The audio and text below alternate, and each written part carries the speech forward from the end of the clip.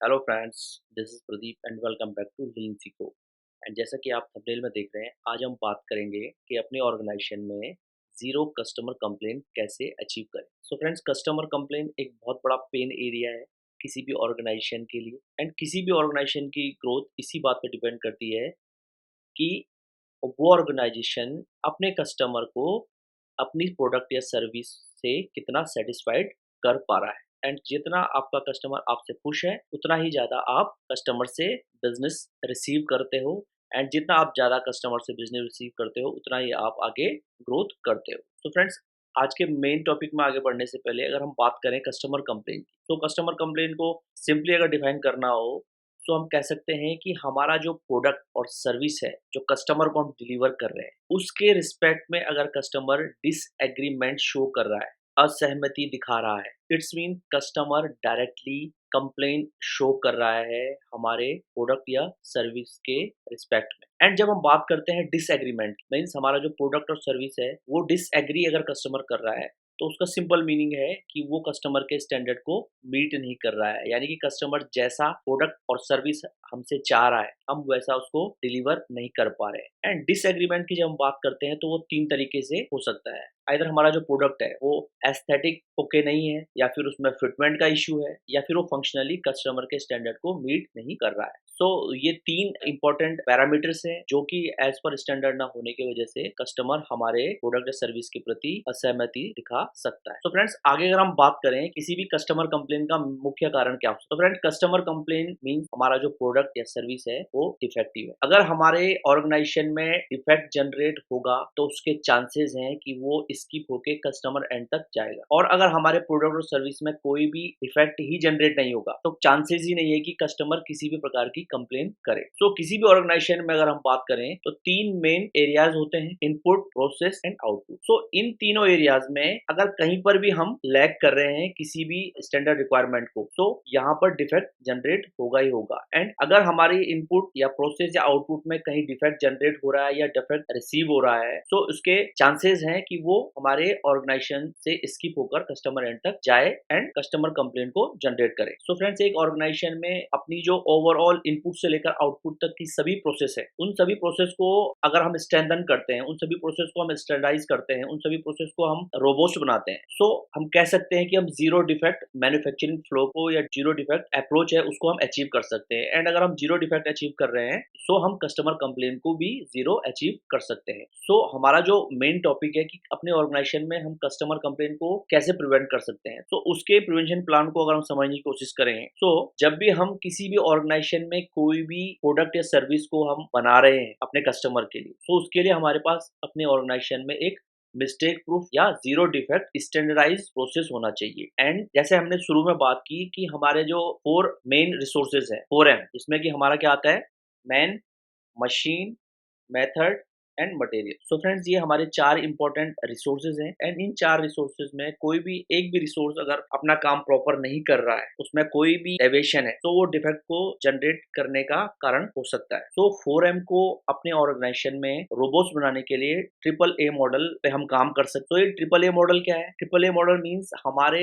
Organisation में each and every process के लिए जो स्टैंडर्ड है वो अवेलेबल होने चाहिए। उन स्टैंडर्ड की जो अवेयरनेस है वो हमारे लोगों को होनी चाहिए, एंड वो जो स्टैंडर्ड है वो हमारे लोगों के द्वारा एडहेर भी होने चाहिए। So available, awareness and adhere. So friends, बहुत सी ऑर्गेनाइजेशन में जहाँ पर की कस्टमर कंप्लेंट बहुत हाई है, इफेक्ट रेट बहुत हाई है, ये आमतौर पर देखा जाता है कि आइदर उनके पास स्टैंडर्ड ही डिफाइन नहीं है, एंड अगर स्टैंडर्ड है तो वो स्टैंडर्ड की अवेयरनेस ऑपरेटर को है ही नहीं। एंड अगर ऑपरेटर को अवेयरनेस है तो वो कहीं ना कहीं हमारा सिस्टम इस तरीके से बना हुआ है कि वो उसको अडेयर कर रहा है नहीं कर रहा है, इसको कोई भी सिस्टम या हमारी जो टीम है वो मॉनिटर ही नहीं कर रही है। दैट्स वाई कि हमारे ऑर्गेनाइजेशन में डिफेक्ट जनरेट होते हैं, और वो डिफेक्ट हमारे ऑर्गेनाइजेशन से स्किप होकर कस्टमर एंड तक जाते हैं एंड कस्टमर कंप्लेंट को जनरेट करते हैं। सो फ्रेंड्स, मेक श्योर कि हमारे ऑर्गेनाइजेशन में सभी प्रोसेस, छोटी से छोटी प्रोसेस के लिए हमें स्टैंडर्ड डिफाइन करने हैं। स्टैंडर्ड में हमारे SOPs हैं, कंट्रोल प्लान है, OPLs हैं, चेक शीट्स हैं। तो जितने भी प्रोसेस है उन सभी के लिए स्टैंडर्ड डिफाइन हो,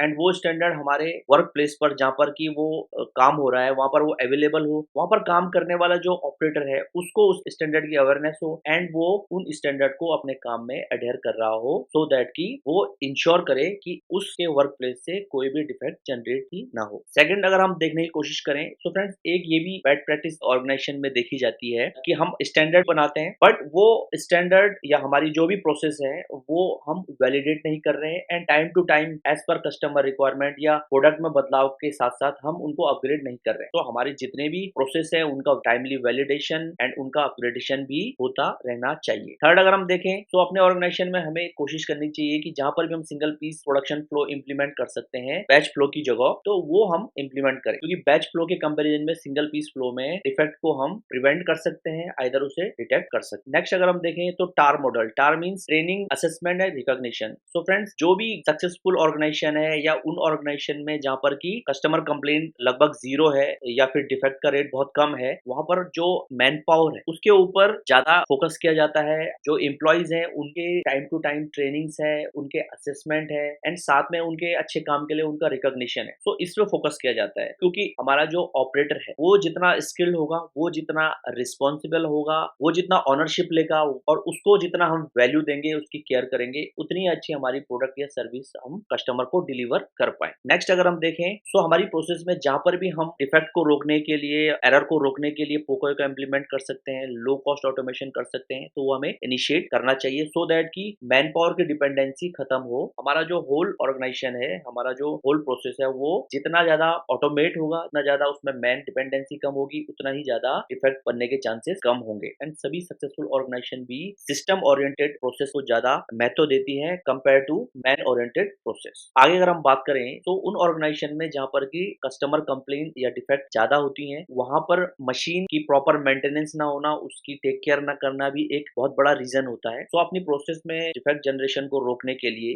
जीरो डिफेक्ट को अचीव करने के लिए हमें प्रोएक्टिव तरीके से अपनी मशीन की टाइमली मेंटेनेंस, रिक्वायर्ड पार्ट्स की कैलिब्रेशन एंड अपग्रेडेशन पे फोकस करना चाहिए। सेवंथ पॉइंट पे अगर हम बात करें तो फ्रेंड्स एक और बेड प्रैक्टिस ऑर्गेनाइजेशन में देखी जाती है कि कोई भी कस्टमर कंप्लेंट जब आती है तो उसका रूट कॉज एनालिसिस ही नहीं होता है। तो अगर हम कस्टमर कंप्लेंट का रूट कॉज एनालिसिस ही नहीं कर रहे हैं तो उसके लिए हम प्रॉपर एक्शन प्लान भी जनरेट नहीं कर सकते। तो एक अच्छे ऑर्गेनाइजेशन में सभी कस्टमर कंप्लेंट के लिए प्रॉपर रूट कॉज एनालिसिस होता है एंड देन उस रूट कॉज के अगेन एक इफेक्टिव सॉल्यूशन को इम्प्लीमेंट किया जाता है। एंड फ्रेंड, हमें यही कोशिश करनी चाहिए कि जो हम रूट कॉज एनालिसिस करते हैं या हम कापा की बात कर लें तो उसको 6W2H फॉर्मेट में ही हमें प्रॉपर तरीके से एनालाइज करना है एंड देन उसके रूट कॉज को फाइंड आउट करके उसके अगेन एक इफेक्टिव रोबोट सॉल्यूशन इंप्लीमेंट करना है सो दैट कि वो कस्टमर कंप्लेन या वो डिफेक्ट फ्यूचर में रीअकर ना हो। एंड एट, जो सबसे इंपॉर्टेंट पॉइंट है कि हमें हमेशा अपने प्रोडक्ट या सर्विस के लिए कस्टमर से फीडबैक लेना चाहिए एक रेगुलर फ्रीक्वेंसी पे एंड कस्टमर की फीडबैक को वैल्यू देते हुए उसी के हिसाब से एक कंटिन्यूअल इंप्रूवमेंट का जो प्रोसेस है वो अपने ऑर्गेनाइजेशन में इंप्लीमेंट करना चाहिए एंड सस्टेन करना चाहिए। So friends, as per data ये एक कॉमन बेस्ट प्रैक्टिसेस है उन ऑर्गेनाइजेशन में जो ग्रोथ कर रहे हैं या जिनके यहाँ कस्टमर कंप्लेंट लगभग जीरो है, वो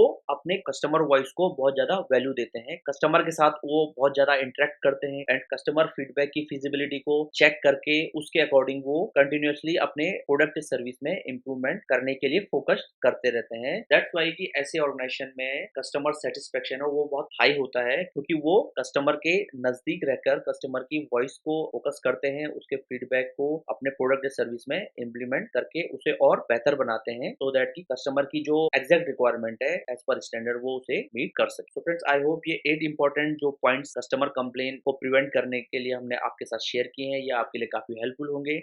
अपने वैल्यूएबल फीडबैक जरूर कमेंट बॉक्स में हमारे साथ शेयर कीजिए कि आज का टॉपिक आपको कैसा लगा and if our tutorial add value to you so please like and share in your circle. And अगर आप इस चैनल पर नए हैं तो प्लीज हमारे चैनल को सब्सक्राइब करके हमें मोटिवेट कीजिए सो दैट कि हम और नए इंपॉर्टेंट टॉपिक के ऊपर आपके साथ ट्यूटोरियल शेयर करते रहें। तो आज के लिए इतना ही and we will get back soon with a new another interesting topic. Till then take care, good bye and keep watching लीन सीको।